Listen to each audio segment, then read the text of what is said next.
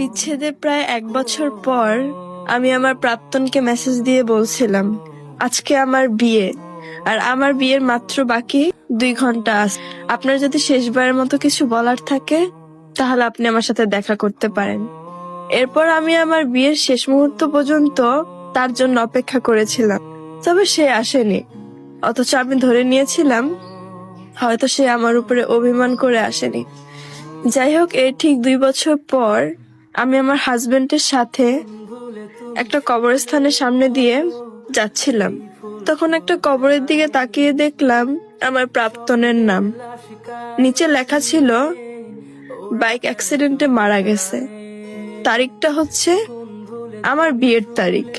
ওখানে আরো লেখা ছিল যে কোথাও তাড়াহুড়ো করে যাওয়ার টাইমে ট্রাকের সংঘর্ষণে অ্যাক্সিডেন্ট হয়। অথচ আমরা সত্যিটা না জেনে কত মানুষের উপরে অভিমান করে থাকি।